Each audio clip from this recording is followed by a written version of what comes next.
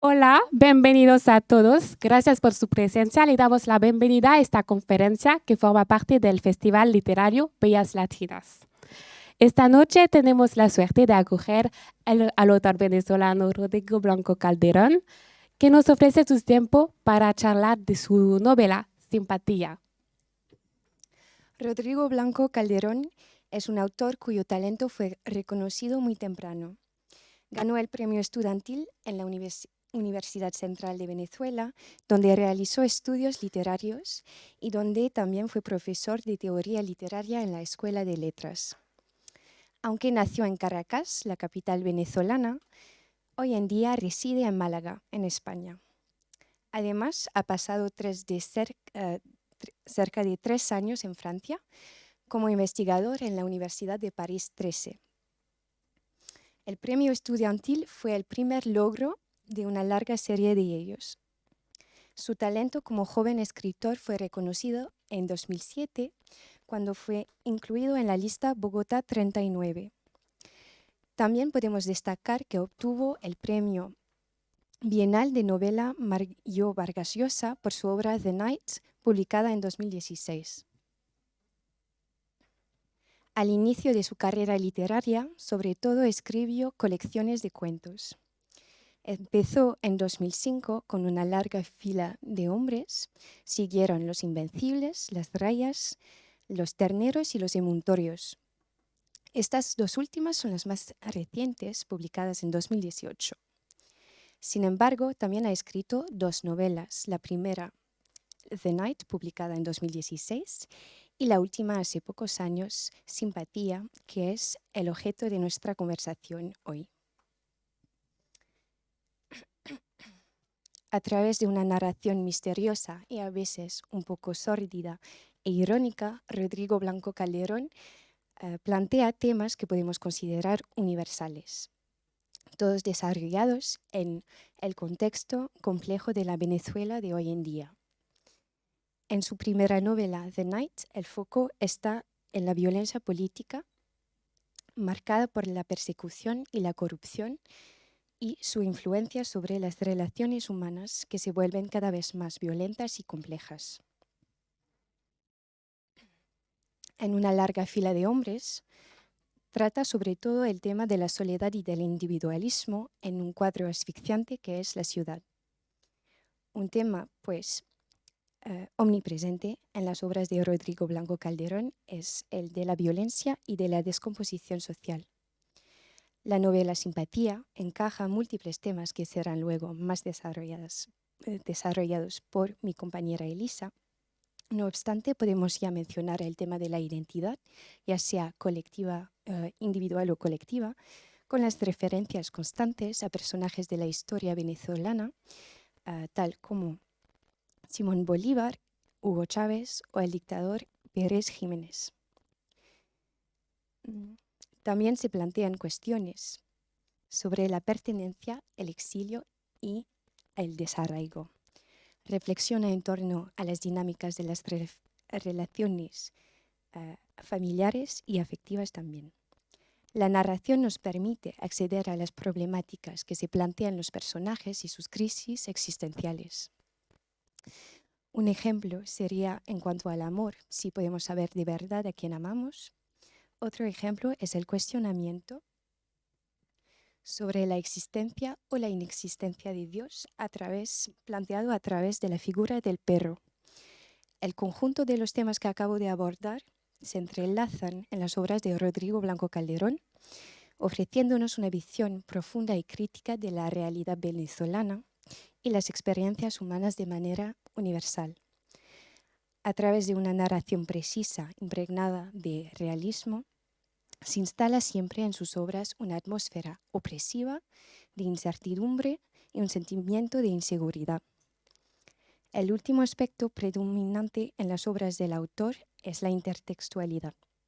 Están alimentadas de numerosas referencias literarias, culturales, filosóficas y, en el caso de Simpatía, cinematográficas. Esta intertextualidad permite enriquecer sus tramas y multiplicar los niveles de significado. Es un estilo que nos otorga una profundidad en cuanto a la narración, ofreciéndonos un reflejo de la complejidad de las relaciones humanas en una sociedad que se disloca por la omnipresencia de la violencia e inseguridad.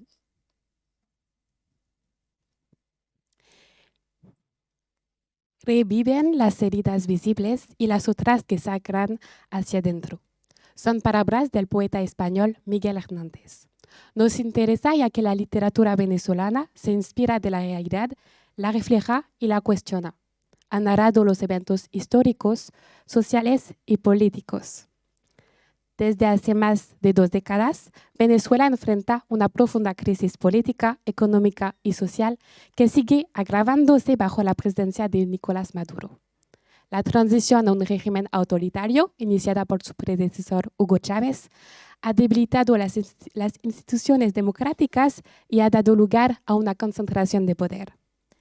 Esta situación ha estado marcada por una corrupción, la censura también y una severa represión de los opositores políticos.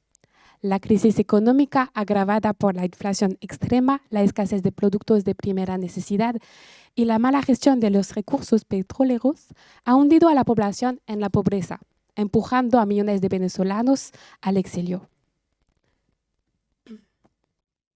En su novela Simpatía, Rodrigo Blanco Calderón explora la desgarradora realidad en su país natal a través de una escritura conmovedora y visceral. Al igual que sus influencias Brice Echenique y Elizabeth von Arnim, Rodrigo Blanco Calderón domina el arte de la introspección y el realismo social. La literatura venezolana actual hunde sus raíces en un estilo que combina poesía y crueldad, donde los personajes, aunque ficticios, encarnan la realidad de quienes sufren silenciosa o ruidosamente en un país en crisis. Estas obras pretenden dar voz a quienes con demasiada frecuencia son silenciados, creando narraciones en las que las heridas visibles se mezclan con las menos evidentes que siguen sangrando en su interior. Ahorita centrémonos realmente en Simpatía. En Caracas, la capital de Venezuela, país del sur de América, el general Martín Ayala falleció con un telón de fondo de caos total para el protagonista Ulises Can. Su yerno tiene que lidiar con la salida del país de su ex esposa Paulina, como muchos otros venezolanos en busca de una vida mejor, y el regreso de su amor inconcluso, la misteriosa Nadine. El testamento del difunto le encomienda una misión: hacer de los argonautas un hogar para el creciente número de perros abandonados en Caracas. Tendrá que superar los obstáculos por parte de Paulina e intentar desentrañar los misterios que parecen rodear a esa familia y su casa para poder completar a tiempo el proyecto que se le ha encomendado. Además, el personaje de Ulises Can es alguien que creció sin hogar o sustituto, pero sin aprender de verdad desde chiquito lo que son las dinámicas afectivas entre las personas. Representa de una cierta manera una especie de perito abandonado en medio del colapso político y social de Venezuela. Es la historia de cómo él trata de entender el mundo emocional en el que todos están metidos. Tras la muerte de su suegro, el general Ayala, Ulises se ve obligado a transformar la antigua propiedad familiar en un refugio para perros abandonados. Este proyecto se convierte en una metáfora de reconstruir su vida y encontrar un propósito en medio del caos. En Simpatía, Rodrigo Blanco Calderón desarrolla temas como las complejas dinámicas familiares, los vínculos humanos, el abandono y el exilio forzoso. Todos ellos intrínsecamente ligados a la situación sociopolítica en Venezuela. Este telón de fondo da lugar a personajes que se debaten entre el apego a su país y la necesidad de partir, a menudo a regañadientes, para sobrevivir. La familia y la pérdida del rumbo, ya sea por abandono o por exilio, son temas recurrentes que exploran la forma en que los individuos se reconstruyen o se desmoronan ante tales convulsiones. De entrada, las relaciones familiares en esta novela están totalmente dislocadas. Los padres, figura de autoridad representada sobre todo en la novela por el general de Martín Ayala, están siempre ausentes o en conflictos con sus hijos. El abandono crea un vacío que solo puede llenar una familia y es este sentimiento de pertenencia lo que busca todo ser humano a lo largo de su vida. Esto es lo que guía a Ulises Kahn en su búsqueda. Entonces, en la novela se desarrolla una reflexión sobre cómo es la dinámica entre los miembros de una familia que implica a día de hoy vivir como una familia. La novela explora temas como la identidad, la pérdida y la duda e introduce elementos de misterio psicológico. Esto contribuye a la impresión de un mundo en crisis tanto personal para los personajes como global. Por lo tanto, la cita de Miguel Hernández resume la esencia del estilo de Rodrigo Blanco Calderón, en el que el sufrimiento colectivo y el personal se superponen para describir una sociedad en crisis, vulnerable y marcada por una violencia omnipresente, pero también por una profunda introspección.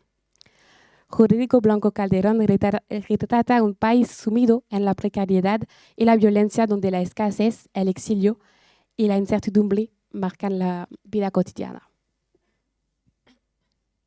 Os agradecemos a todos y todas por vuestra atención durante esta breve introducción del autor y de su obra. Ahora os invitamos a prestar atención a nuestras compañeras de clase, Menan y Lilú, que van a proseguir entrevistando a nuestro invitado y luego os daremos la palabra para que podáis intervenir.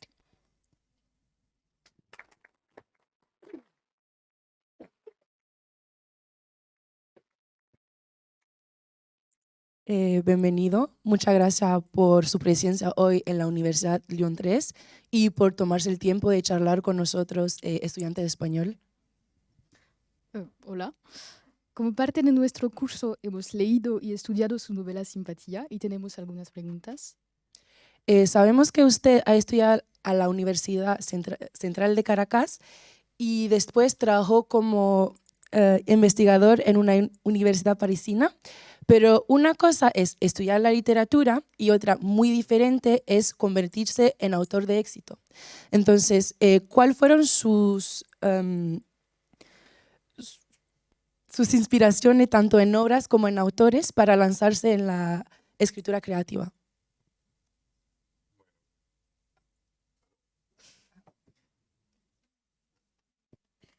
¿Aló? Ahora sí, ok. Bueno, antes de contestar, primero dar las gracias, ¿no? De verdad que impresiona mucho entrar aquí a un anfiteatro como este y verlo repleto de estudiantes, que más bien soy yo quien tiene que agradecer que hayan organizado esto y que estén aquí al final del día, después de un largo día de estudios y de trabajo. Esto es una cuestión como de otro planeta, ¿no? De verdad, muy emocionado y muy agradecido también, Marina, por orquestar buena parte de todo esto, ¿no? Gracias también a las estudiantes que hicieron tan brillante y detallada presentación, no solo de mi persona, sino de la situación de Venezuela y de la novela.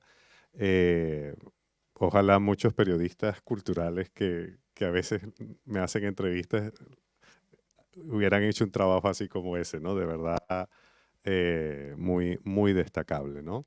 Y además que me ahorra mucho trabajo, es decir, han dicho ya prácticamente todo, así que más fácil para mí.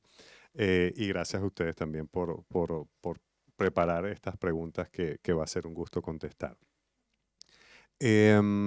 Sí, sobre, bueno, creo que qué influencias tiene uno al principio a nivel de autores, de lecturas, ¿no?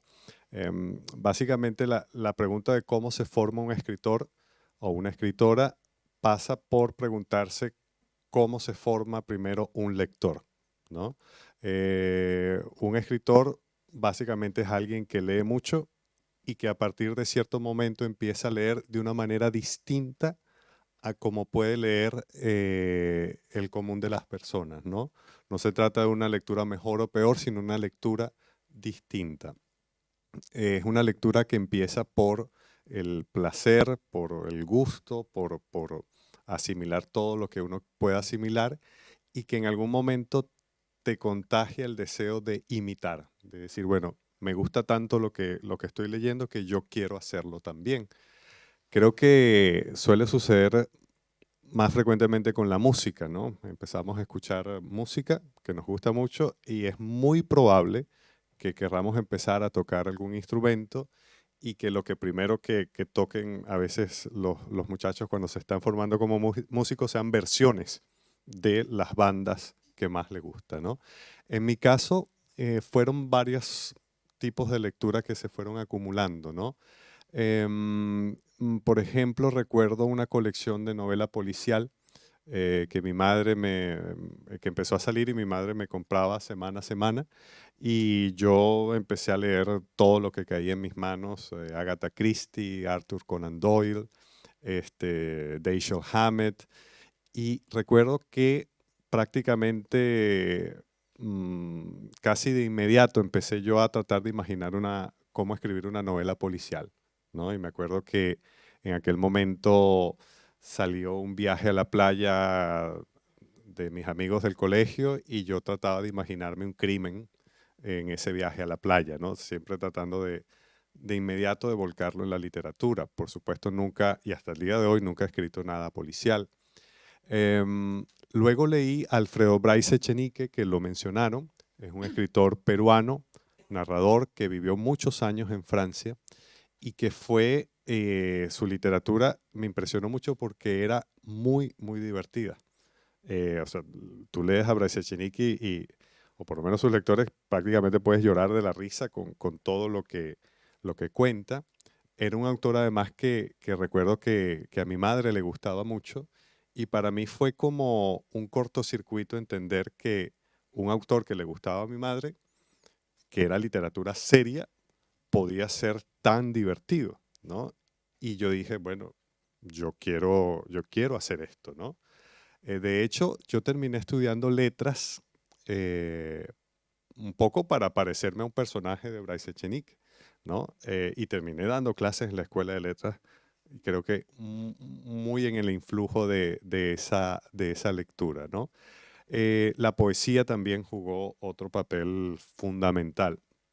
De hecho, las primeras cosas que yo escribí eran poemas de amor, y la lectura de poesía también me abrió otro mundo, ¿no? Un mundo más secreto porque, por lo menos en mi época y en mi país y en mi colegio, uno no andaba diciendo por ahí que leía poesía, ¿no?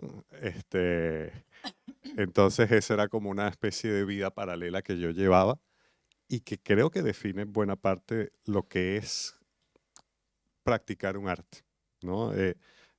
Cuando tú empiezas a especializarte en un arte que puede ser literatura, pintura, música, lo que sea, es en el fondo empezar a llevar una vida secreta, ¿no? Que es lo que te sostiene. Entonces, esos son parte de los autores y de las circunstancias que yo recuerdo que me llevaron a mí a escribir. Wow, muchas Yo hablo gracias. mucho, así que bueno. No, pero genial. Para citar su novela, entre comillas, así nos marchamos los que nos quedamos. Pues esta cita nos ha parecido muy importante e impactante, pero ¿cómo explica la paradoja que conlleva esta frase? Sí, en la novela hay, es una novela que como bien se dijo aquí al principio, el contexto es la emigración masiva de venezolanos de los últimos 10 años, ¿no? Estamos hablando a día de hoy de casi 8 millones de venezolanos que se han ido en ese periodo de tiempo. Es decir, es una experiencia brutal que ha cambiado la identidad venezolana, el territorio y por supuesto a los que nos hemos ido. Una forma en que yo empecé a medir, ¿no? el abandono, el éxodo del país, eran los grupos de WhatsApp. A día de hoy, por fortuna, ya no estoy en ningún grupo de WhatsApp, me salí de todos, es algo que recomiendo mucho, pero había un grupo de WhatsApp de el colegio, los amigos del colegio, ¿no? Los que estudiábamos en el colegio. Y a mí me sorprendió que un grupo de 20, solo 2 todavía vivían en Venezuela, ¿no? Yo pensaba frecuentemente cómo se sentirían estos amigos míos que todavía estaban en Venezuela, ¿no? Y que eran los últimos que quedaban en el grupo de WhatsApp que todavía estaban en Venezuela. Y cuando estaba escribiendo la novela e imaginando a mi personaje Ulises Kahn, que lo había imaginado desde el principio como alguien profundamente solo, como alguien con unas verdaderas dificultades de conectar emocionalmente con los demás, me vino de forma muy fácil la imagen, ¿no? La esposa lo abandona, le dice, me voy de Venezuela y me voy sin ti, y se lo dice a través de un mensaje de WhatsApp, y él dice, bueno, entonces es como voy a romper todas las ataduras y digo, bueno, me voy a salir del grupo de WhatsApp de mis amigos, yo que soy el último que todavía está en Venezuela, y ahí es cuando dice, así nos marchamos los que nos quedamos. Es decir, fue como una especie de compensación de Ulises para sentir que no se había quedado de último en la carrera de la vida, ¿no? Y decir, bueno, yo me quedé aquí en Venezuela, el único de mis amigos que no se fue, mi esposa me acaba de dejar, dice, bueno, lo que puedo hacer es salirme del grupo de WhatsApp, ¿no? Es como un último gesto de, entre comillas, dignidad y refleja muy bien una sensación que yo siento que comparte mucha gente en Venezuela. Hay mucha gente en Venezuela que se siente un poco rezagada por no haber emigrado. Es decir, a veces o hay una impresión de que el que no emigró es porque no fue lo suficientemente listo para escapar a tiempo, ¿no? Y esa es una sensación que a mí me parece que, aparte de injusta, debe ser muy dura, ¿no? Porque no todos pueden emigrar por condiciones materiales, por lo que sea, y no todos están en condiciones psicológicas de emigrar, porque emigrar es una decisión muy difícil. Y hay gente que yo creo que tiene muy clara que dice, mira, yo prefiero quedarme con todas las precariedades que implica vivir en Venezuela, porque instintivamente saben que no sobrevivirían afuera a pesar de todo el bienestar material que probablemente vayan a tener, ¿no? Entonces, de ahí la paradoja de esa frase. Otra cita que nos ha parecido súper importante es la de las bicicletas son para Ámsterdam, lo que los perros se han convertido para Caracas, el objeto de sin piedad. Los perros son un motivo esencial en su novela, tanto como parte de la vida de los personajes como en la intertextualidad. ¿Los perros han estado ligados a la crisis de Venezuela en particular o tienen un sentido más universal? Creo que las dos cosas, ¿no? En principio, bueno, yo lo digo siempre, yo soy un loco por los perros, me encantan los perros de toda la vida. No puedo ver un perro paseando en la calle porque voy a tratar de acariciarlo. Entonces, es algo que me interesa genuinamente y una de las cosas más dolorosas del éxodo masivo de venezolanos que me tocó enterarme y ver fue que mucha gente que emigró abandonaba a sus perros. Caracas se empezó a llenar de perros abandonados en las peores circunstancias y eso para mí fue una imagen muy, muy terrible de lo que estaba pasando porque implicaba que sí, es un país que lleva ya más de 2 décadas viviendo bajo un régimen dictatorial que no respeta los derechos humanos, pero lo grave es cuando la sociedad empieza a reproducir ese comportamiento de impiedad, ¿no? Porque si tú puedes como yo, si tú puedes comprar un billete de avión e irte, puedes llevarte a tu perro, o sea, tú no abandonas a tu familia, ¿no? O en todo caso, si no lo puedes llevar contigo, dejarlo con alguien, no dejarlo en la calle, ¿no? Entonces, esa imagen para mí fue como la imagen que mejor resumía la debacle del país, que ya no tiene que ver solo con lo que un sistema dictatorial le hace, por ejemplo, a los presos políticos, que es terrible, sino cómo la propia sociedad termina convertida en verdugo de los seres más indefensos de esa misma sociedad, ¿no? Entonces, por ese lado está el vínculo con los perros, que se terminó convirtiendo, o progresivamente se fue convirtiendo en una metáfora brutal de el abandono no solo de los perros, sino de los propios venezolanos, tanto dentro como fuera del país. ¿Se entiende todo bien? Sí. Okay. Gracias. Pues para volver a lo que dijo, a Ulises Khan y al exilio, el personaje de Ulises nos ha parecido bastante ambivalente, desde su nombre hasta su papel en la novela. Sin embargo, es un poco como si del Ulises de la Odisea solo tuviera el nombre y el hecho de estar solo y perdido. Entonces, para usted, ¿su Ulises es un héroe o más bien un antihéroe? Digamos que desde el punto de vista, bueno, de la teoría del relato, se supone que es el héroe porque es el protagonista de la novela y es el que arrastra los conflictos y el que mueve las acciones, ¿no?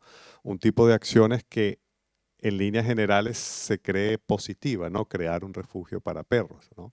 Hay un costado heroico que él comparte con los otros personajes que están creando la fundación. Pero visto desde el otro punto de vista, es el héroe más aburrido del mundo, ¿no? Es un personaje que parece un poco a veces un zombie o un robot, es alguien que de una pasividad absoluta, que no reacciona, que admite como un dato natural que lo abandone la mujer, porque bueno, él mismo ya ha sido abandonado previamente, ¿no? Entonces, en esos elementos pudiésemos decir que al contrario, es más bien un antihéroe, ¿no? Y el nombre es engañoso, ¿no? Porque se llama Ulises Khan, en principio porque me gusta como suena, ¿no? Yo necesito creer en el nombre de mis personajes. Ulises remite antes que nada al personaje homérico, a ese paradigma del héroe y del viajero que es Ulises en la Odisea, pero mi Ulises es también un Ulises totalmente contradictorio, es un Ulises que no viaja, es un Ulises que no se desplaza, ¿no? Creo que las pistas las da quizás más el apellido Khan, que obviamente remite a perro, pero yo creo recordar que yo antes que en el Ulises de Homero estaba pensando en un cuento de Borges que se titula El Inmortal, que es una versión, la versión que hace Borges de la Odisea prácticamente, y allí Borges, con sus cosas tan geniales, hace una mezcla entre Odiseo y Argos, ¿no? Entre Ulises y Argos, entre Ulises y su perro. Entonces, esa era en realidad la referencia que yo tenía, y bueno, son cuestiones muy personales, pero luego a veces la crítica transforma eso y le da un sentido que no necesariamente tiene, por lo menos en mis intenciones de escritura. Y pues de ahí, el exilio hasta Ámsterdam es el lugar del exilio, o más bien dónde se va a encontrar a sí mismo. Bueno, nuevamente, la circunstancia por la cual yo escojo Ámsterdam como destino primero de Paul, el hermano gemelo de Paulina, no me esforcé demasiado con el nombre de los gemelos, y por el hecho de que Ulises aparentemente al final va a Ámsterdam para buscar a Paul. Es muy práctico, lo veníamos conversando. Yo estuve en Ámsterdam un mes en una residencia de escritura, me volvió loco la ciudad, me encantó, y desde que yo estuve en Ámsterdam, eso fue creo que en 2017, yo dije, en algún momento yo tengo que utilizar esta experiencia para algo que yo escriba. Y de hecho el apartamento donde supuestamente vive el personaje de Paul es el apartamento donde yo me quedé en Ámsterdam que en realidad es un apartamento de un instituto de literatura que funciona como una residencia de escritura.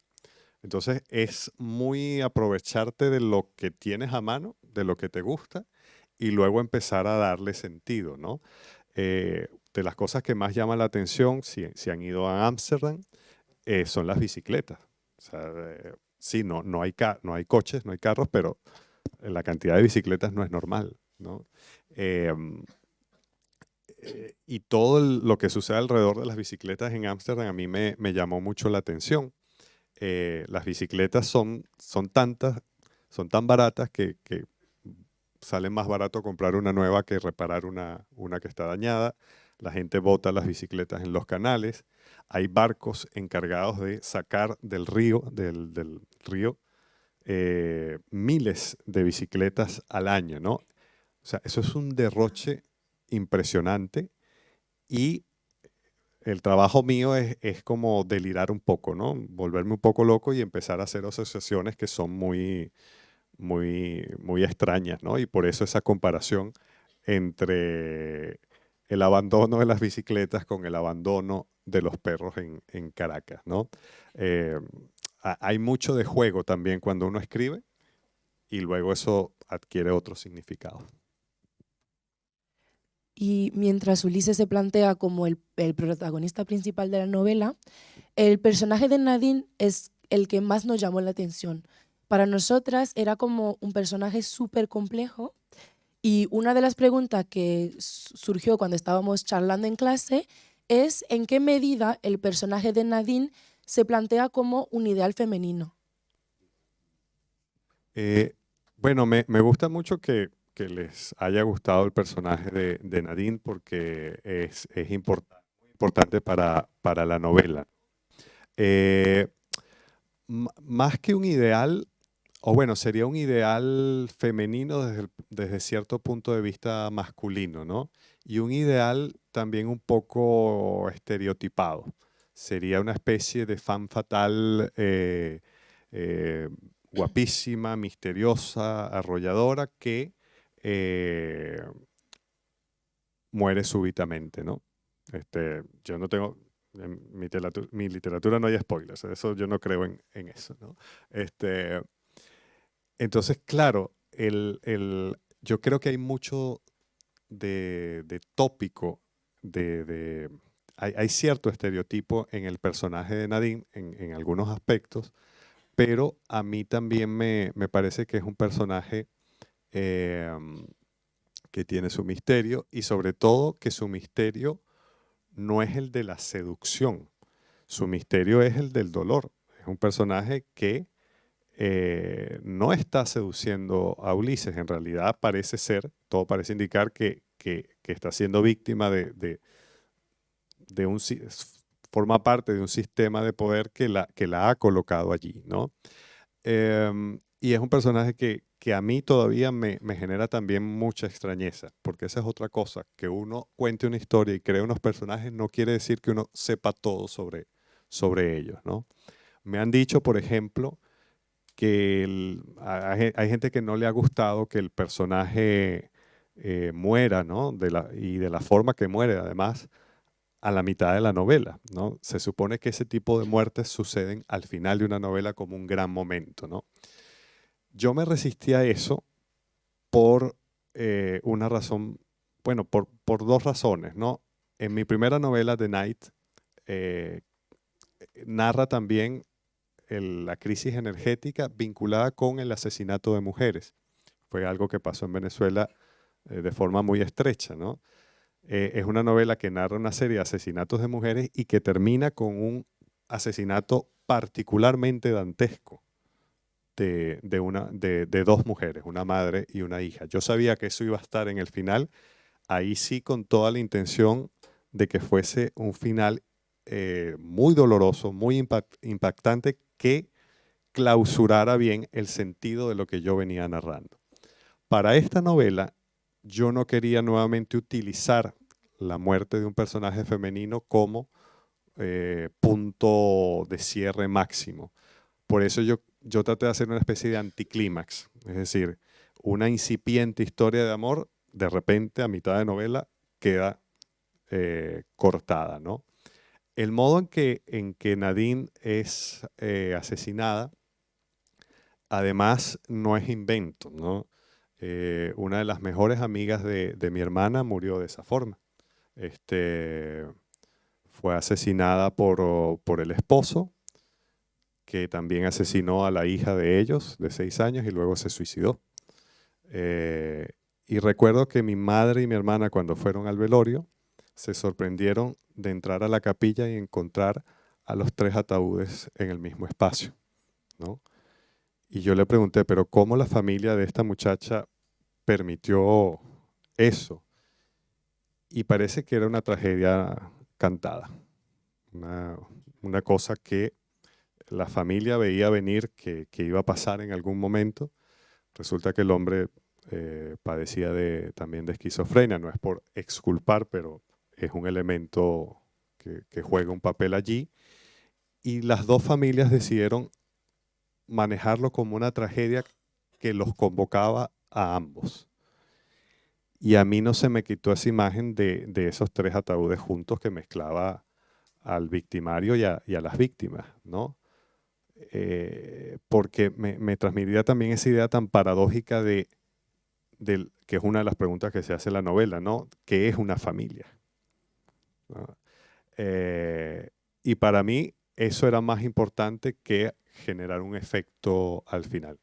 Me fui por las ramas, pero para decirte que en efecto Nadine es un personaje muy, muy importante, ¿no? A mí me queda también la duda de por qué en mis novelas, por ejemplo, tantas mujeres mueren. Pero es que ese es un dato de Venezuela. Y bueno, creo que mientras siga pasando, probablemente siga pasando también en mis libros. Gracias. Pues sabe que hemos estudiado y leído su novela, pero para usted, ¿cuáles serían los aspectos que le gustaría que la gente y que nosotras recordemos o estudiemos de Simpatía y por qué? No, ya escribir un libro es un trabajón muy fuerte y lo menos que a mí me interesa es señalar aspectos de lectura. De hecho, más bien, a mí lo que más me gusta es ir un poco a ciegas y encontrarme con lecturas que son espontáneas, que son bastante auténticas, ¿no? Y son lecturas que pueden ser tanto de críticas, o sea, he tenido reuniones con clubes de lectura, que casi siempre son las lectoras las que intervienen más y se lo toman más en serio. Y una vez contemplé un debate que me encantó entre 2 lectoras donde una odiaba a muerte a Ulises Kahn, le parecía un idiota, y otra tenía un instinto maternal de cariño por el personaje y yo las dejé pelear, o sea, yo no intervine, yo dije, bueno, mátense ustedes estoy exagerando, por discutir por el personaje, porque eso para mí me dice que el personaje funciona, ¿no? Entonces yo más bien estoy totalmente abierto, interesado a escuchar lecturas, porque a veces los lectores encuentran cosas que uno no ha identificado. El trabajo creativo tiene una carga de inconsciencia, de poca previsibilidad que los lectores no tienen idea. Porque los lectores ven un libro, lo leen y creen que uno lo planificó todo. Y en realidad, tanto como parecería. Así que ningún tipo de...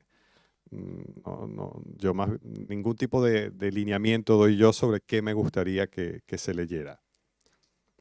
Obviamente a veces un lector destaca algo que uno deliberadamente colocó allí con un sentido y si un lector lo reconoce, tú lo disfrutas, ¿no?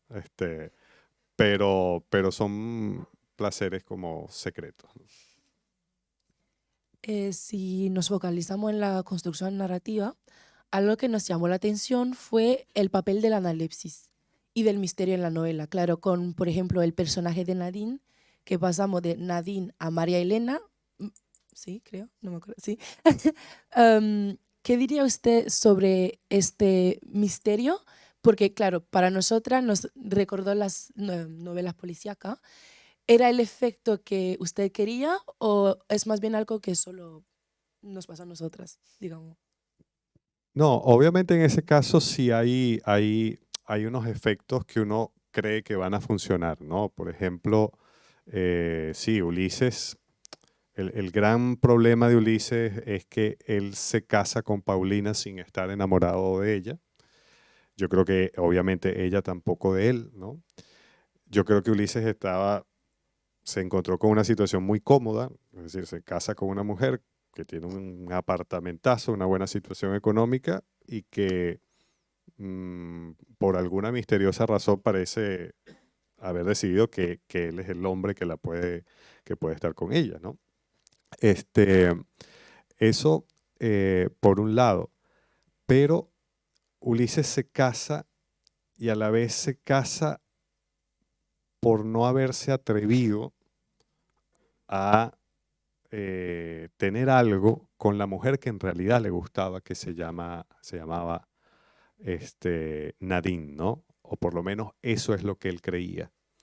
Entonces, a mí me llamó mucho la atención ver cómo se desarrolla esta pasión y al final Ulises se da cuenta de que no sabía nada de Nadine, de que todo lo que él creía que sabía sobre ella no era tan cierto, que Nadine escondía también una sombra, un secreto.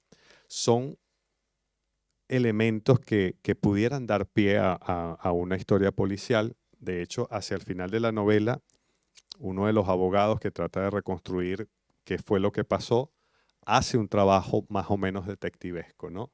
Pero yo respeto mucho el género policial. O sea, yo creo que una novela policial lo es desde el principio y se plantea con un detective, se plantea con un antagonista, se plantea con muchas cosas.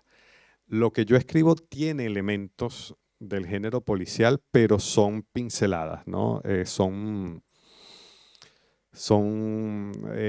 No sé cómo, si se entiende, fintas, ¿no? Movimientos un poco engañosos, pero muchas veces yo soy también el primer sorprendido de eso, ¿no? O sea, por ejemplo, la primera vez que hacen el amor Ulises y Nadine, Ulises se da cuenta de que Nadine tiene una cicatriz en el vientre, ¿no? Eh, Cualquier hombre más o menos sensato se da cuenta de que es una cesárea, ¿no? Y que obviamente esa mujer ha tenido o probablemente tuvo un hijo, ¿no? Ulises, la verdad es que un poquito tonto, es tan tonto que ni se queda fascinado con la cicatriz, pero no une los puntos, ¿no? Entonces, hay un misterio que también recae en esta especie de ingenuidad de mi personaje. Creo que mi personaje bordea un poco con esa categoría que es muy interesante en la literatura, que es como la del tonto sagrado, ¿no? Un personaje un poquito tonto o por falta de experiencias que a la vez es una especie de, no sé si de Cristo, pero de personaje con condiciones un poquito sagradas, ¿no? Como a la manera de un Forrest Gump, ¿no? Alguien que por su tontería o bondad logra salvarse y salvar a su entorno. No sé cuánto tiempo nos queda, pero...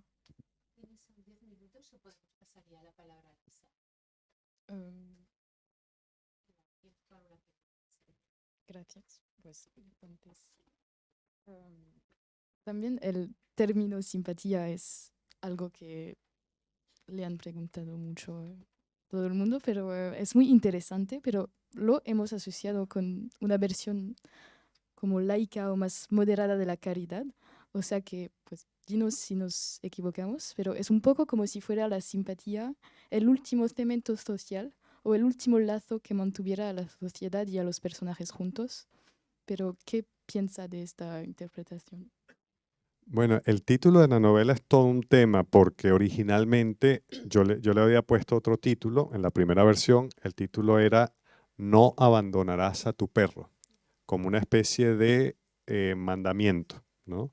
Y de hecho, la primera versión el final estaba un poco orientado a encontrar sentido con el título. Las primeras personas que leyeron la novela, dos de mis editores y dos personas más, no recordaban el título de la novela. Decían, no matarás a tu perro, no olvidarás a tu perro. Y yo dije, no funciona. O sea, ni yo me acordaba bien a veces el título y dije, este título no funciona. Y poniéndome a buscar otro título, reparé en el nombre de la fundación, Simpatía por el Perro, que es como un guiño abierto a la canción de los Rolling Stones. Pero era muy cliché, ¿no? Simpatía por el perro era demasiado obvio, demasiado fácil. Y de repente reparé así en la palabra simpatía y me quedé como loco, ¿no? Dije, qué bonita la palabra. Porque ahorita se habla mucho de empatía, que es como engañosa, pero simpatía a mí me dijo, dije, qué bonita la palabra. Entonces la busqué en el diccionario para ver todo lo que salía y salieron tantas cosas. Primero la etimología griega. Simpatía significa comunidad de sentimientos. Eso me parece ya maravilloso. Y las 5 acepciones, todas tenían que ver directamente con los distintos aspectos de la novela en relación con los perros.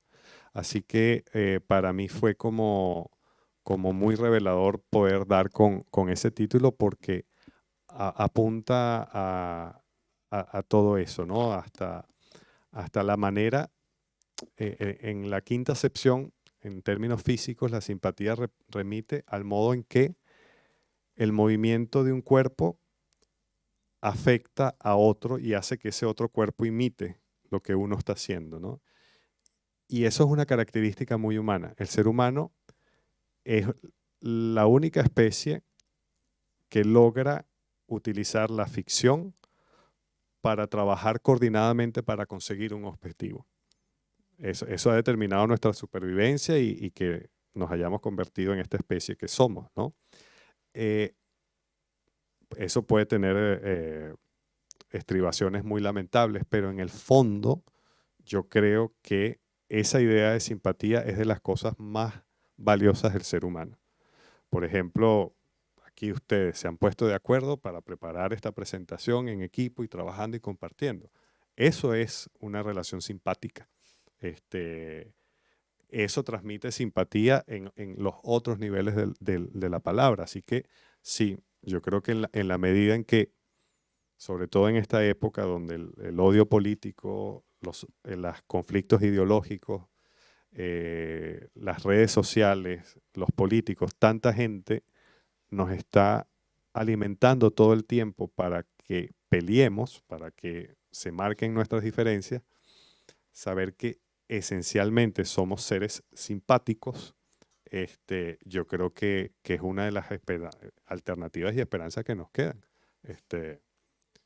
Que además es verdad. Yo a veces he tenido unos conflictos en redes sociales con gente por cuestiones políticas y después me la encuentro en persona y digo, pero es que es un tipazo, es simpatiquísimo. Y digo, bueno, ¿por qué uno pasa tanto tiempo peleando por cosas? Yo creo que en esencia estamos hechos para relacionarnos y para colaborar. Entonces, estoy de acuerdo. Todo esto para decir que sí. Pues repito, pero muchas gracias, realmente. Pero pues quizás sea el momento para dar la palabra al público si tiene preguntas. Eh, vamos a pasar al micro.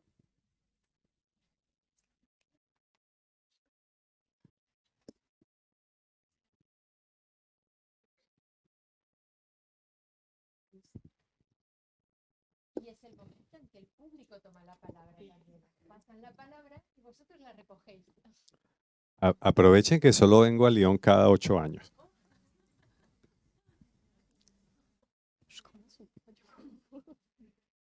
Hola. Hola, primero que todo, gracias por haber venido y dedicarnos tu tiempo. Tenía una pregunta no sobre la obra en sí, pero su consecuencia. Y mi pregunta es, sabemos que la literatura, como todo arte, tiene un impacto en la sociedad. y en muchos casos refleja las tensiones políticas y sociales de su tiempo.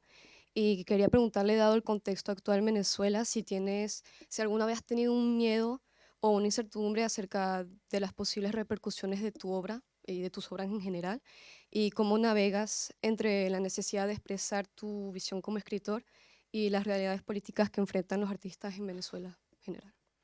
Bueno, fíjate que hasta ahora yo no había tenido ningún miedo al respecto, ¿no? Por varias razones. Primero, mis libros no se consiguen en Venezuela, pero no crean que es por censura. La gente cree que es por censura, pero no. El chavismo destruyó todo el aparato industrial del país de todos los rubros, ¿no? Comida, medicamentos, todo. Incluso la industria petrolera la destruyó. Y por supuesto destruyó también el sistema editorial de librerías, de producción de libros y de importación. No es algo contra mí, sino que simplemente allá se imprimen muy pocos libros y prácticamente no hay importación de libros. Entonces, es una especie de, no es una censura, pero funciona mucho mejor, ¿no? Para los planes malévolos de la dictadura, ¿no? Por otro lado, incluso si los libros míos llegaran, yo no creo que tendría mucho riesgo porque la dictadura chavista es una dictadura del siglo XXI.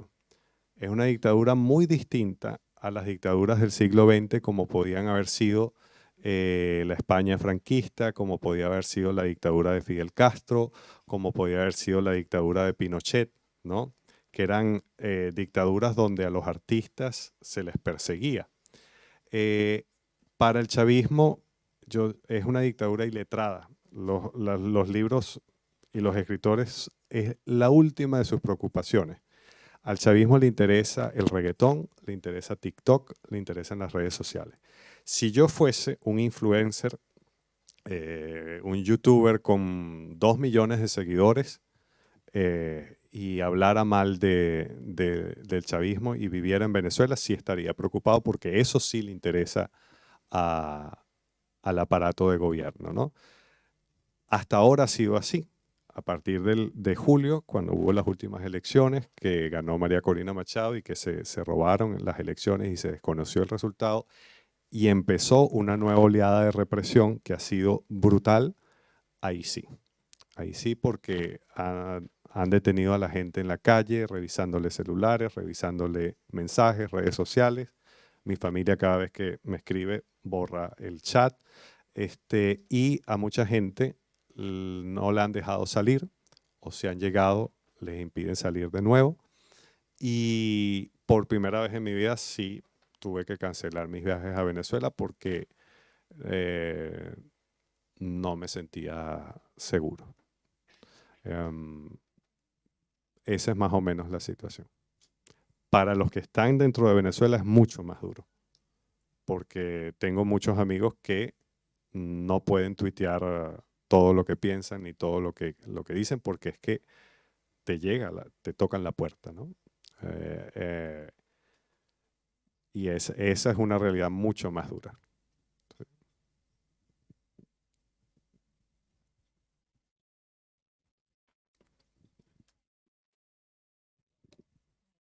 Hola, no es una pregunta sobre la novela, pero ¿qué son sus recomendaciones para comenzar a escribir una primer novela?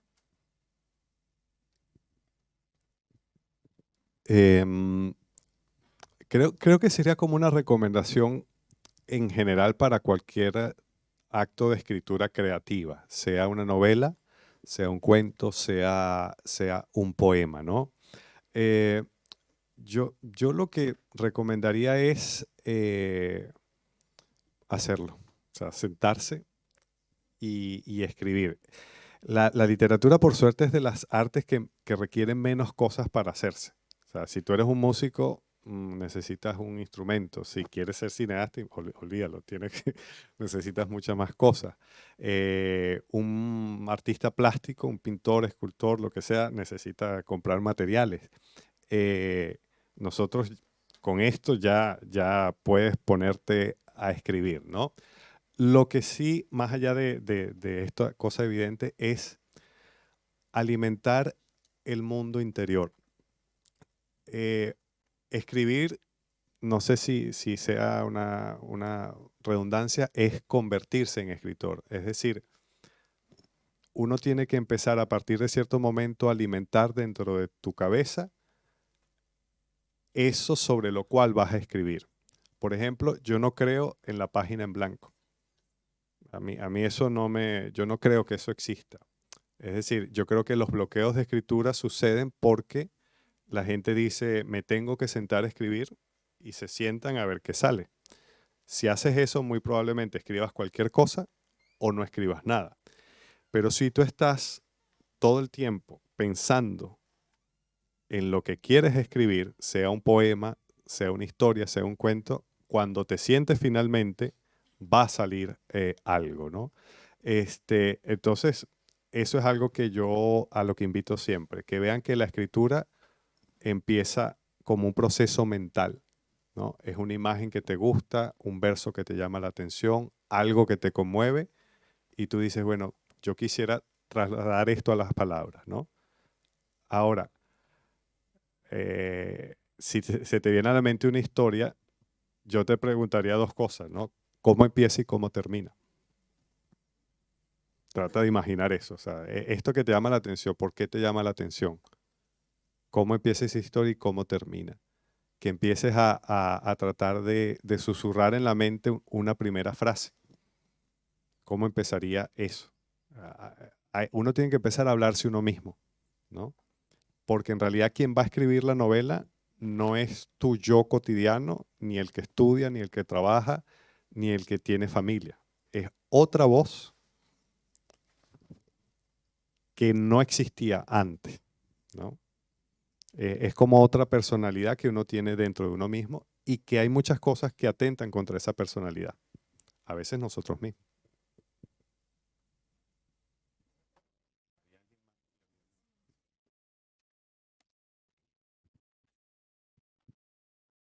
Hola, señor. Gracias por estar aquí.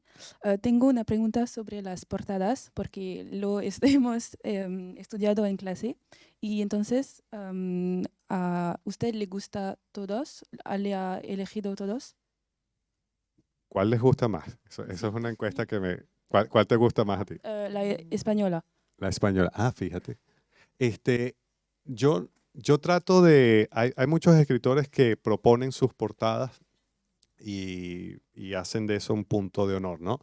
En mi caso, yo trato de intervenir lo menos posible en el trabajo de la editorial, porque eso es trabajo de la editorial.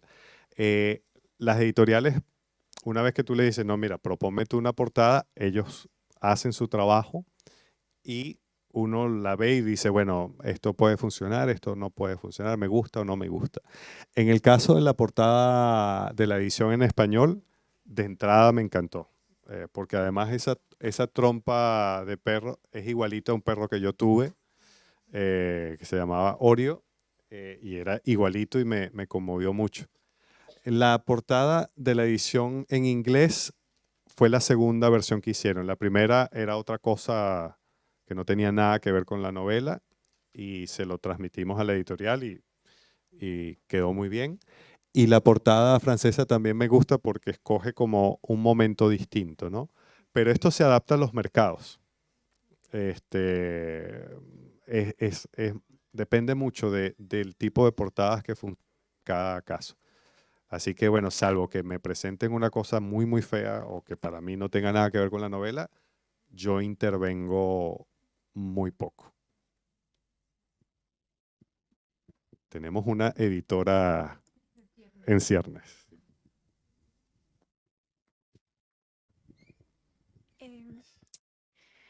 ¿Tiene algún método, un ritual u horarios para escribir?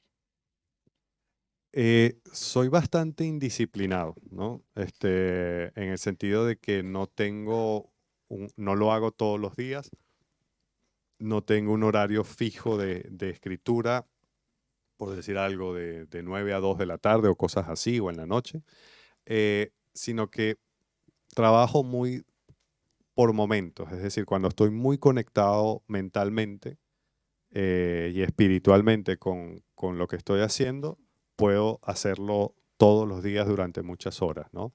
Pero también puedo pasar meses sin escribir. Lo que no puedo pasar ni un día es sin leer. O sea, leer es para mí lo fundamental de un escritor. Lo que sí pasa cuando estoy como muy conectado y trabajando es crear una sensación de rutina. Es decir, tratar de levantarse más o menos a la misma hora y acostarse a la misma hora. Un consejo maravilloso de escritura que yo doy, que nadie me hace caso, es tender la cama. O sea, tender la cama es un gran consejo de escritura. Por todas las bondades cognitivas que tiene. Escribir siempre en un mismo lugar, a mí me ayuda, por lo menos. Crear como una sensación de una idea de estructura, ¿no? También para mí es fundamental investigar. Es mentira que uno se saca una novela de la cabeza y ya porque uno es un genio. Lo que uno escribe viene también de muchos otros libros que uno lee. Para mí la investigación es fundamental para imaginar, ¿no? Entonces, es básicamente crear una rutina a partir de lo que a ti te sirva. Yo soy más de la mañana. Yo en las noches duermo. Yo nunca me trasnoché estudiando. Me trasnoché cuando me iba de fiesta, pero no por escribir. A mí me sirven las mañanas, pero de repente tú eres alguien más de la noche. Entonces, bueno, ¿cómo en la noche puedes crear esa estructura? Y aprovechar esas olas, ¿no? Es decir, hay momentos donde si desaprovechas eso, puedes perder como el impulso. ¿Alguien más allá?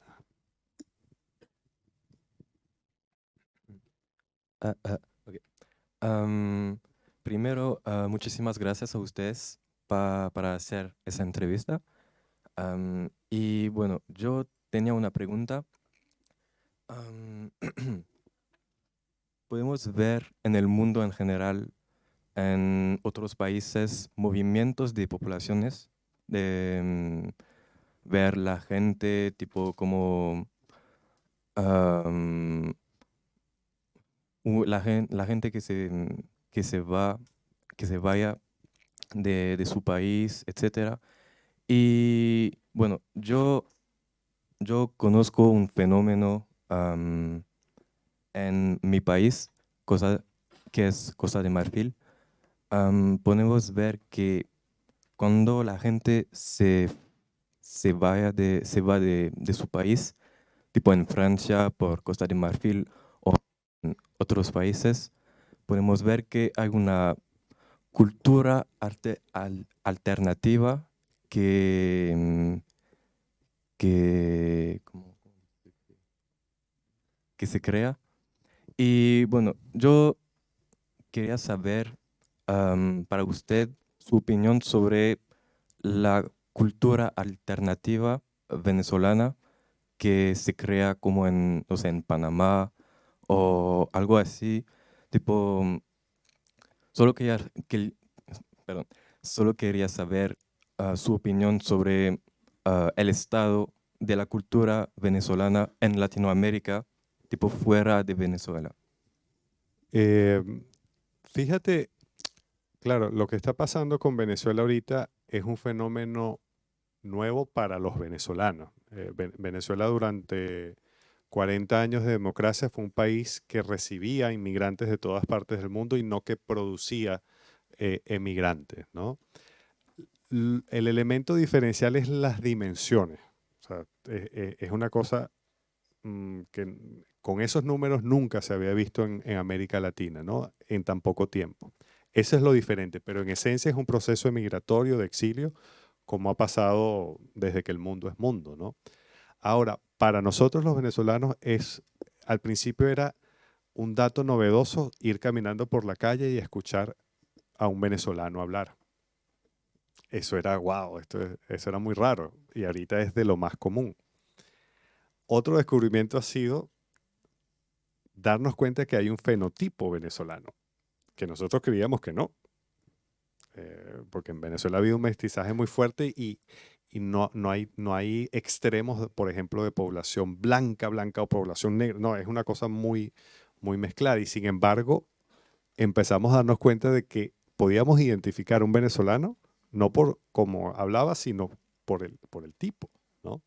Son hallazgos de empezar a vernos a nosotros mismos de una manera distinta, ¿no? Para mí es una forma alternativa de vernos, pero ha seguido el proceso que han seguido todas las comunidades emigrantes. El crecimiento de restaurantes de comida venezolana que se empiezan a mezclar con la comida del lugar a donde llegan. Por ejemplo, los tequeños es un, ¿cómo se dice? Pasapalo. Bueno, un pasapalo, un snack venezolano muy, muy típico y ahora se ha ido transformando mucho en los países a donde llega. La música, la literatura se están alimentando mucho también del efecto de la emigración venezolana. Por ejemplo, hay una nueva palabra que circulaba desde hace unos años, pero que ahora está muy en boga, que es el término veneco. Veneco es un modo de referirse a los venezolanos en el extranjero. En principio no era un insulto, se utilizaba sobre todo en Colombia, pero con la xenofobia, en América Latina sobre todo, contra los venezolanos, en algunos países ha empezado a circular la palabra veneco como un insulto, así como sudaca era para los sudamericanos. Bueno, ha habido un movimiento tanto en la música como en la literatura de reivindicar los propios venezolanos esa palabra y asumirnos orgullosamente como venecos, ¿no? Entonces, esos son ejemplos de lo que llamaríamos formas de una cultura alternativa, en el sentido de que sin la emigración eso no hubiera sucedido, ¿no? Pero dentro de Venezuela hay una cultura alternativa de resistencia y underground impresionante. El año pasado, que fue la vez que pude ir, obras de teatro, recitales de poesía, conciertos, en petit comité, donde se hablaba muy fuertemente de lo que pasaba en el país, y eso a mí también me dio como esperanza, ¿no? La cultura siempre tiene la capacidad de adaptarse, ¿no? Y sobrevivir. Entonces, yo creo que incluso lo más radical y underground está sucediendo dentro de Venezuela.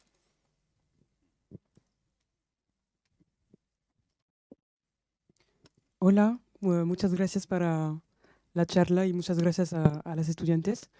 Quería saber si estaría a favor de transformar un poco su novela, por ejemplo, de forma, por ejemplo, con imágenes. Perdón, ¿transformar qué? Su novela con una otra forma, por ejemplo, si querías añadir imágenes, por ejemplo, ¿qué opinarías de adaptar su novela a una novela gráfica o una película, una serie? Siempre que me paguen yo estaría feliz. No, en serio, porque en realidad los libros son los que a uno le da oportunidad de este tipo de cosas, ¿no? Pero yendo más a fondo, a mí me encantaría. A mí me encantaría que un libro mío se adaptara al cine o a series, o por ejemplo, ¿no? El asunto es que yo tengo muy claro que lo que yo escribo no es un tipo de novela tan fácilmente adaptable. Su lenguaje visualmente sigue estando muy vinculado a la palabra escrita y no al discurso cinematográfico o televisivo. El caso de la novela gráfica o el cómic es algo, yo soy muy, muy tradicional, es algo que incluso ahorita yo es que estoy descubriendo, sé que existe desde hace mucho tiempo, tengo unos amigos que tienen una biblioteca maravillosa de novela gráfica y estoy aprendiendo un poco con ellos y a mí me encantaría, yo estaría más que dispuesto, pero haría lo mismo que lo relacionado con la portada, ¿no? Yo entiendo que una novela gráfica es un arte distinto a la literatura propiamente dicha. El cine es un arte distinto y yo confiaría en en la interpretación, ¿no? En las versiones que otro creador puede hacer a partir de mi trabajo. En realidad sería un honor, es que tú dices, bueno, es alguien que cree que lo que tú hiciste es lo suficientemente bueno para ampliarlo a otro formato, ¿no? Y si un día hacen un videojuego, eso sería ya la consagración. Sí, o Ulises, o sea, un videojuego ya eso, ahí estamos hablando de otro nivel, ¿no?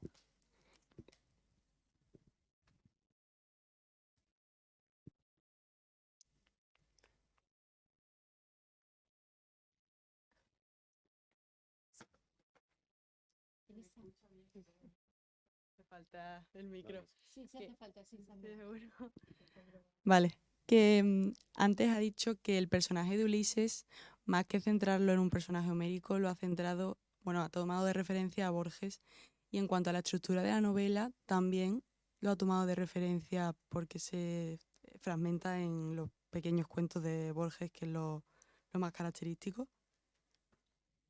Sobre la estructura, no sé, fíjate que yo recuerdo que una de las pocas decisiones más o menos conscientes que tomé con simpatía fue que yo quería que la novela se leyera de forma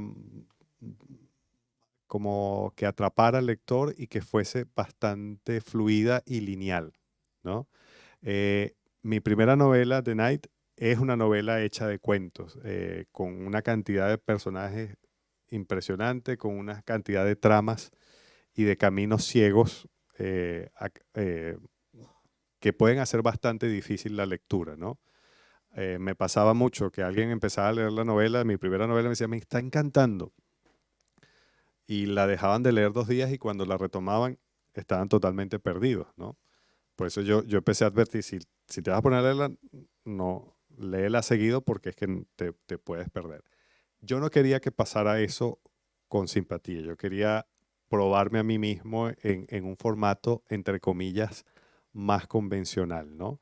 Así que lo borgiano me encantaría que estuviera sobre todo en el tema, en esa especie de mezcla que hace Borges, que por eso Borges es genial, entre Ulises y su perro, ¿no?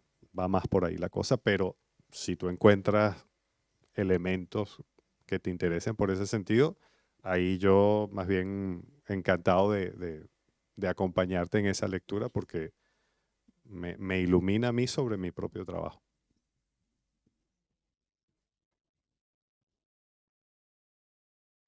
Tenemos tiempo para una última pregunta. La definitiva. No, mentira, cualquiera.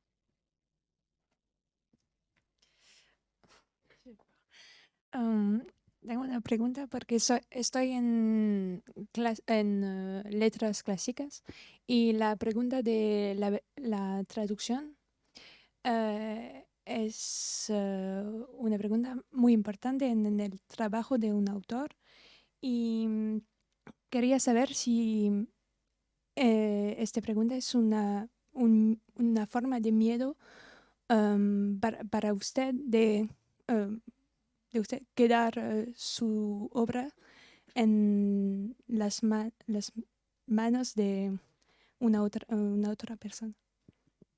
Bueno, una de las cosas por las que yo me considero más afortunado es que mis 2 novelas y un libro de cuentos han sido traducidos a algunos idiomas, ¿no? Tengo la suerte además que en el caso de las traducciones al francés y al inglés, puedo leerlas. Los traductores me mandan una lista inmensa de preguntas y yo empiezo como a responderlas y eso es una de las partes más interesantes, porque yo creo que los traductores son los mejores lectores del sistema literario. Ha habido errores de mis novelas en español que han encontrado los traductores franceses o ingleses, palabras en español que he utilizado mal. Referencias venezolanas que yo pongo un recorrido y ellos se ponen a investigar, mira, ese recorrido no puede haber sido así porque encontré esto. Es decir, los traductores son el mejor lector.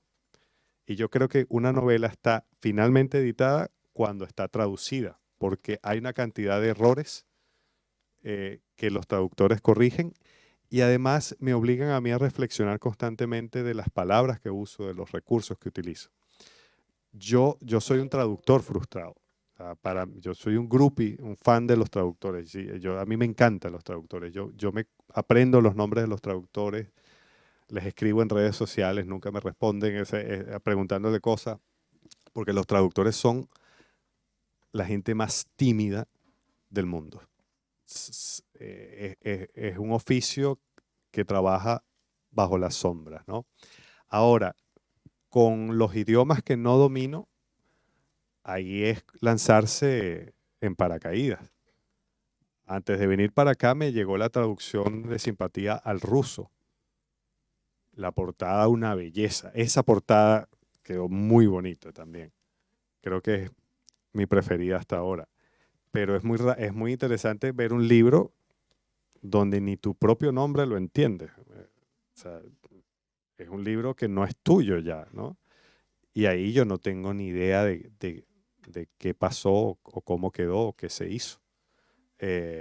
Ahí hay que confiar en la editorial y en entender que la traducción es un trabajo creativo también, que hay un margen que uno no puede controlar, ¿no?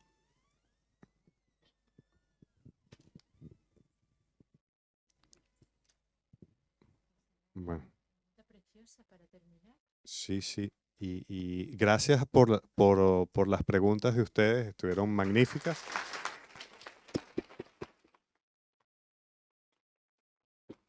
Gracias a todas las implicadas en la presentación y gracias por quedarse hasta el final.